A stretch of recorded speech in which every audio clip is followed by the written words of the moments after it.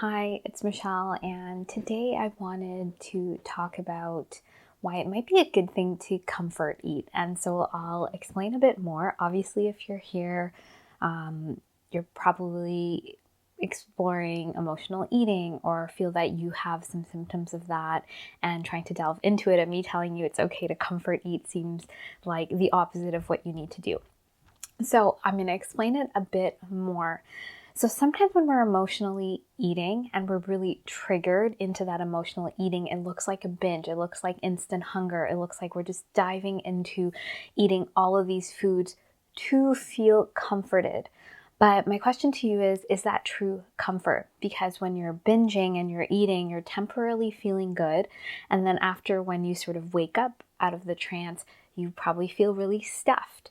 You probably feel really gross. You probably feel really guilty. I know that was my experience when I'd have an instant binge or this craving for this certain food, and I would eat it and kind of feel really stuffed and numbed out in the moment, but then after feel really sort of gross and guilty and like I needed to start a new diet or a new something, like what had I done? And so I was left in this space of guilt and feeling really out of control. And so that to me is not comfort eating. That is emotional eating. That's a coping mechanism. But what I want to say is that when you start recognizing your emotional eating and start looking at the triggers, and then you look at the situations you're triggered in and you start delving into the emotion in that moment and really processing that emotion, feeling through it, you get to a place after feeling the emotion of actually wanting certain foods that feel comforting in your body, that feel nourishing, that feel like almost a warm hug internally. But these aren't your normal comfort foods. Your body will start asking for foods that are really nourishing. And that was my experience every time I went through a process of feeling triggered, wanting to eat something, but I could stop sooner and sooner into going for a binge and feel through my emotions, process, journal, meditate, just go deeper into the emotion and feel it. And then when I came out of it, if I was still hungry after, my need for certain foods would completely shift. I no longer wanted that, food I was going for, and my body was wanting something different. For example, I would want, a kale salad with avocado and really massaged, and, cauliflower rice, really warming and nourishing. And it just was very comforting and felt very warm and, felt very, I don't want to say the word clean, but there was no guilt attached to it. It's what my body really needed to replenish the nutrients lost from processing all of these deep emotions.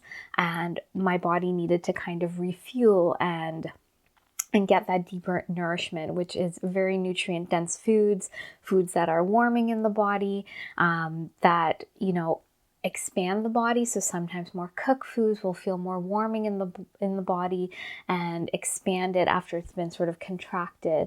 And this is what I feel is true nourishing, comforting food. After you've processed your emotion, you're really feeling into what your body wants. And that might be, again, something like soup.